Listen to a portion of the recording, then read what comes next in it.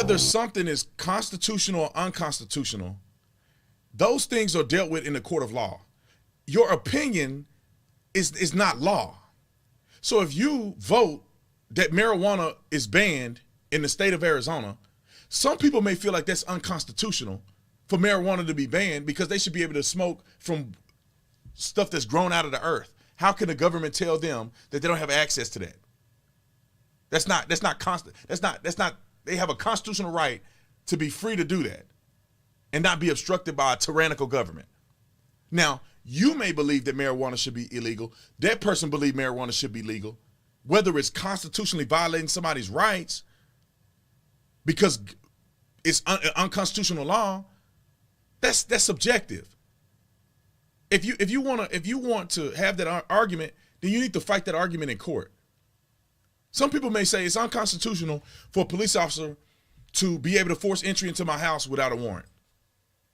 There's a thing called exigent circumstances, which means if they feel like somebody's life is in danger, if they, the odor of marijuana used to be an exigent circumstance. Some of these things that have been worked out in case law, some of these things that have been worked out in the Supreme Court, and some people disagree with it. A no-knock warrant, some people think is unconstitutional. So you come down this path of police officers don't really have anything to do with whether a law is constitutional or not. They really don't. Because everybody has an opinion about a different law. No-knock warrants is probably the best thing that can ever happen to a tactical team. We should not knock on your door if we have enough evidence to believe that you committed a crime, you're actively committing a crime. We've been able to scope out. We know who's in the house. We know who's not in the house. We should be able to no-knock on your house. Some people think that's unconstitutional. Who's right? Who's right? The guy who's in there watching child, on a computer screen, and his wife or somebody he knows snitch on him and say, man, that guy's watching so-and-so. They set him up. They do a search on his computer or whatever, IP address. I don't know how they do it. They find out that, in fact, he's looking at stuff he's not supposed to look on his computer. Now, think about this for a minute. Should you knock on his door and say, Mr. Internet Predator, hey, just let you know, you're going to go to prison for the rest of your life over the stuff that we saw you do. Do you want to delete that now or delete that after you let me in the house?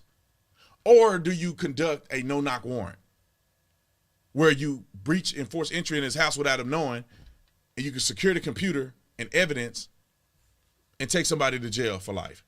That's what bothers me about people saying it's unconstitutional. You disagree with a mask mandate, but you gave the governor the authority to to have executive power to mandate that businesses do certain things. But because you disagree with it, it's now unconstitutional. Think about this for a minute. If COVID was legit, and I mean a legit pandemic where people are just dying dead in the streets, nobody would question if the governor had the authority to shut down businesses to protect the public. You've given the governor that power. You need to revoke that governor's power, not the police. You gave the governor that power. Now, if the was really serious, a lot of people wouldn't even complain. They'd be like, yeah, that's right. Governor did the right thing. Yeah, he shut it down. He shut it down. That's right, Governor. But because you disagree with it, now it's unconstitutional. The unconstitutional thing would be if the governor didn't have the right to sign use executive power for an emergency, which governors have the power to do that in catastrophic events, and you name it.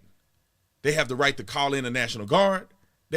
They have these rights that we have provided them through legislation and voting, that we have provided them for them to do. It's cool until you don't like it. That's where we come into a conflict. If Antifa is roaming the streets and terrorizing stuff, the governor can call in the National Guard to address it. They can. Now, we would have no problem with the government, with the governor calling calling the National Guard to address Antifa. But if patriots are out here protesting, even if they're destroying stuff in the name of fair elections, we would blow a gasket.